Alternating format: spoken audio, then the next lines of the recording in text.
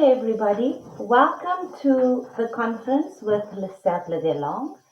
I am Chanel and I will be taking you through tonight's conference. We will have the conference for 25 minutes, and for the last 5 minutes, I will give you the opportunity to ask any questions you would like. So please feel free to put your questions into the chat, or you are allowed to put your questions on a paper, and when we are done, we will have a look at it together. So let's begin. How to use relative clauses. This is a B1 to B2 level conference. So tonight we are going to be looking at 4 parts. The first part of our conference tonight will be the introduction. So what are relative clauses and where do we find them? The second part will be types of relative clauses. For the third part of the conference, it will be how do we form relative clauses in English? And for the fourth part, common mistakes and tips. So let's begin. Also, when I'm done with the conference, you will be sent the PDF via email. So you are more than welcome to make notes during the conference, and afterwards you can look at the PDF to see how your notes work with the slides. So here is an introduction to relative clauses. Relative clauses in English are subordinate clauses that provide additional information about a noun in the main clause. They are introduced by relative pronouns like who, whom, whose, which, and that, or relative adverbs like where, when, and why. These clauses can specify which person or thing is being talked about, give more details about them, or define them more clearly within the sentence. Relative clauses are essential for adding complexity and specificity to sentences. So as you can see, on the right-hand side, we have the translation in French, if you do not understand certain words. So now we are going to look at types of relative clauses. So the first one is who, and this refers to people. We have which. This refers to things and animals, and that refers to people, things, and animals. But this is for defining clauses only. Whom is a formal way that refers to people as objects of a verb or a preposition. We have whose, which is the possessive form. So when we say possessive, it means it shows who an object belongs to. So for example, whose coat is this? The person whose car that belongs to. So it is a possessive. Where refers to places, and when refers to moments. So we will look at this in a little more detail. In English, relative clauses provide additional information about a noun in the sentence. There are 2 main types of relative clauses. the first one we get is a defining, which is a restrictive relative clause, or a non-defining, non-restrictive relative clause. Let's have a look at them. A defining or restrictive relative clauses. These clauses are essential to the meaning of the sentence because they define which specific person or thing we are talking about. They do not use commas. So let's look at an example. The book that I bought is interesting. So it's the book that I bought. That is why we call this a defining clause. So here, that I bought specifies which book is being referred to. Et en français, on dit le livre que j'ai acheté. So that is why we look at the que and the that. Those are relative clauses. The book that I bought is interesting. That I bought specifies which book is being referred to. It defines the book among possibly many others. That means it gives us an idea of which book we are talking about. She is the student who won the competition. Who won identifies which student is being talked about, specifying her accomplishment. You can also use other things to specify. That's not important. So what we use to specify is up to you. It just tells us that when I use who, I'm going to tell you some information about this student. This is the house where I grew up. Where I grew up tells us which house is being discussed, defining its significance. So already we can see that these clauses, so I'm going to stay with the clauses that we have just mentioned. In the chat, you will notice that when we talk about the book that I bought, so that means that can be used to speak about things. And here, who talks about people, and where we'll talk about location. So that is the first part. Let's look at the rest. Now, non-defining or non-restrictive relative clauses are clauses that provide extra information about a noun that is already clearly identified in the sentence. And they are set off by commas. For example, my sister, comma, who lives in London, comma, is visiting us.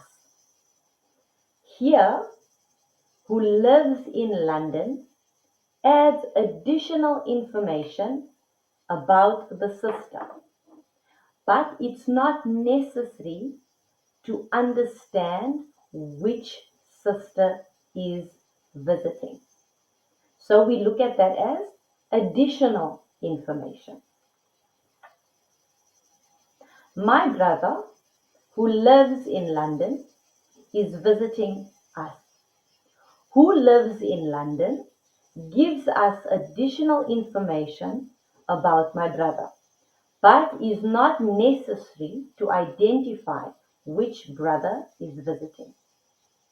The painting, which was created in 1805, is worth millions.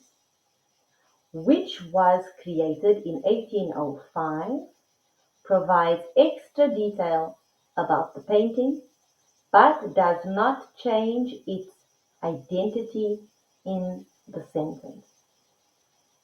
Another example is the team, whose members are all skilled, won the championship. Whose members are all skilled adds information about the team, but does not limit which team is being referred to. Next, we are going to look at forming relative clauses. How do we form them? The use of relative clauses will always be useful to simplify sentences and omit redundancy. So let's look at some examples. We start with who, and as we have discussed earlier, who refers to people. Okay, so she is the doctor. She treated my father. So instead of repeating the subject that is exactly the same, I now can take out that extra subject and say, she is the doctor who treated my father. So we do not need to repeat. Let's look at the possessive form. She is the girl. Her brother is my friend.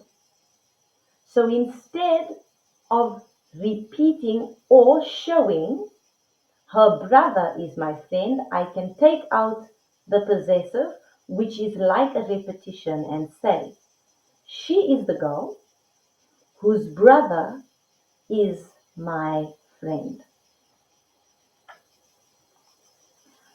When we use that refers to people, things, animals, but only in defining clauses. So he is the man. He helped me with my car.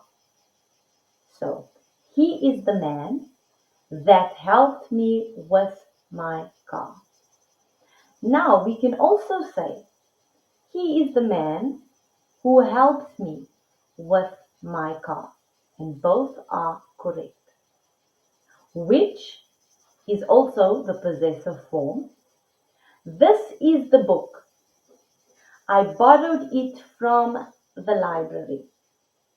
I can replace the possessive for I and say, this is the book which I borrowed from the library.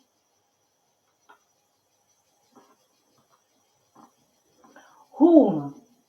As we said, whom is a formal expression and it refers to people as the object of the verb or the preposition. She is the teacher. I respect her a lot. She is the teacher whom I respect a lot. Where? This is the park. We had a picnic there.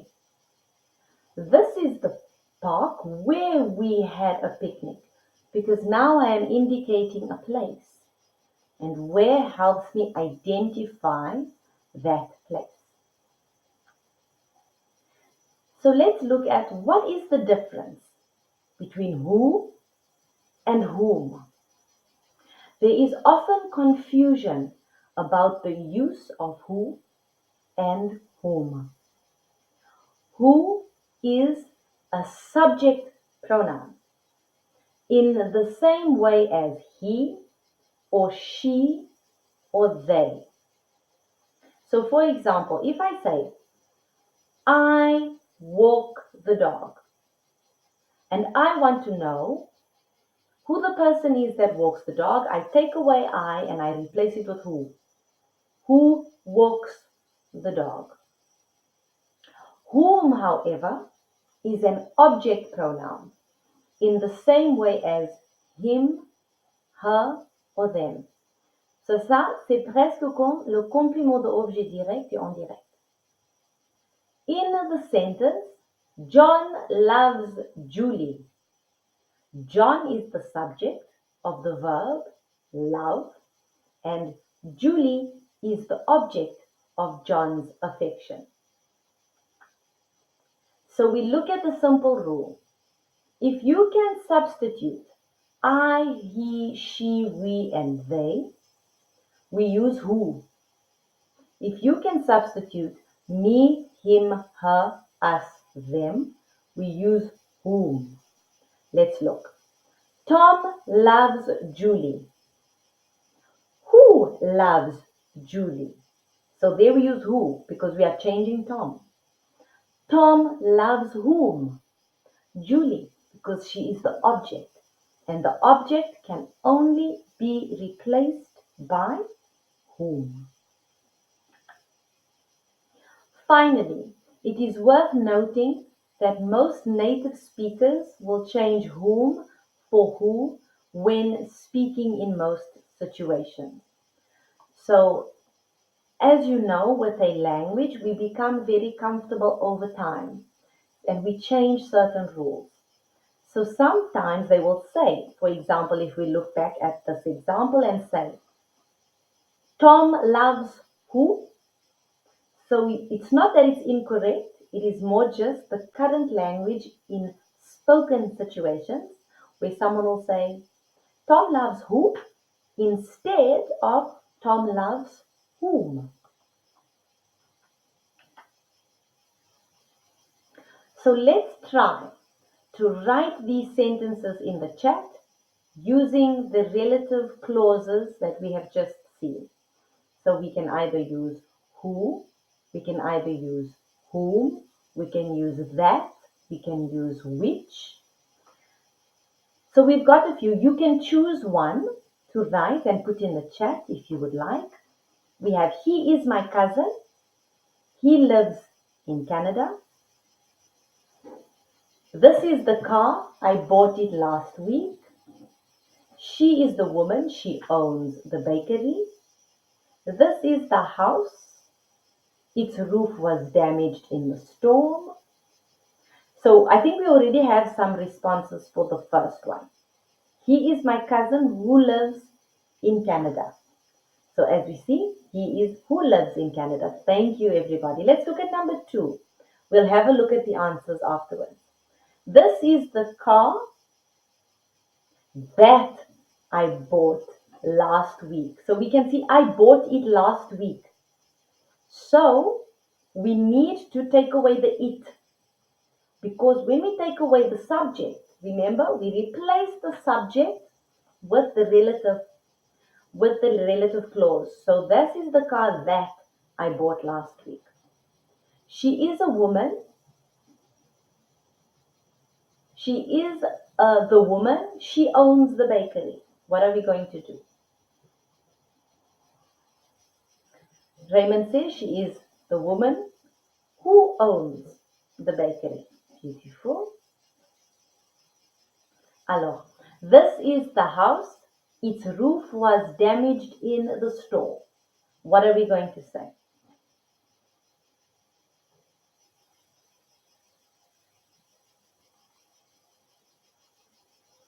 That the roof. Okay, Raymond, we're going to have a look.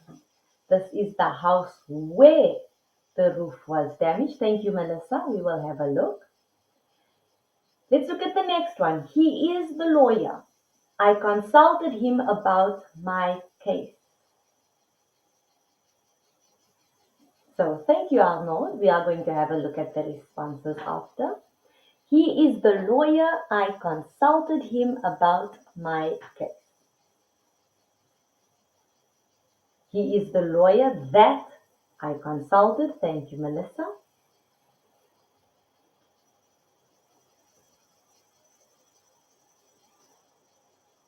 And let's have a look. This is, so that or who I consulted. Thank you, Arnold. We're going to have a look. And the final example. This is the city. I spent my childhood here. This is the city where. Thank you, Melissa. Okay, who I consulted. So we have quite a few answers. Let's look at the responses together. So for the first one, he is my cousin who lives in Canada. So everybody got that correct. So well done. We look at the next one. This is the car which I bought last week. Now, I know many said that, and it is correct. In the terms of whether it is a non-defining or defining, that's where the difference will be. But generally for objects, we do say, this is the car that I bought last week.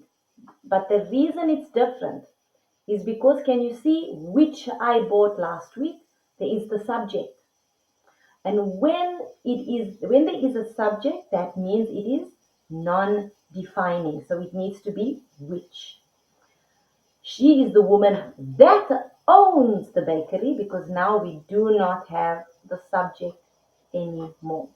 So therefore I'm going to use that.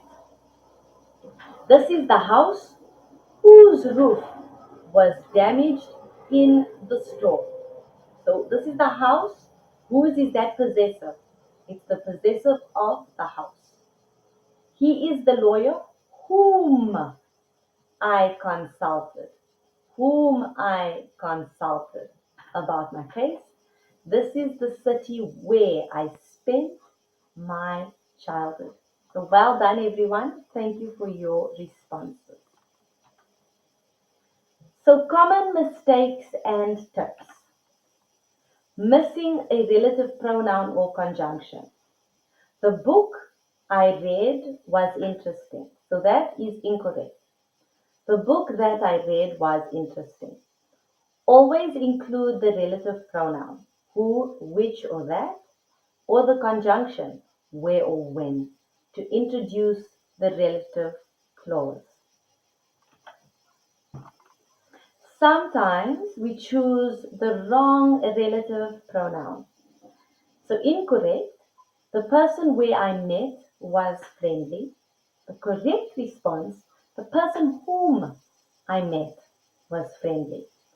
Choose the appropriate relative pronoun based on whether it refers to people, who, whom, whose, or things, which, or that. Identify the antecedent clearly before using a relative clause, so make sure the noun it refers to is clear and known to the listener or the reader. And use your commas wisely. Use commas to set off non-defining relative clauses which provide additional non-essential information but not defining ones, which are essential to the meaning. Practice sentence combining. Practice combining sentences using relative clauses to become comfortable with their structure and usage. Avoid ambiguity. Ensure that the meaning of the sentence is clear by placing the relative clause close to the noun it modifies and by choosing the correct relative pronoun. So in conclusion, relative clauses are versatile tools for adding detail and structure to English sentences. By mastering their use and avoiding common errors, you can enhance your language proficiency and communicate more effectively. Practice integrating relative clauses into your writing and speech to achieve clearer and more sophisticated communication. So thank you everyone for joining me for this conference. If you have any questions, you can now open your microphone and you can ask. It was all good for you? So what will happen is you will be sent the PDF via email, and you can practice all of the useful tips that were given today to help you decide which relative clause to use. So thank you everyone for joining me this evening. Have a wonderful weekend and I will see you next week. Thank you. Bye.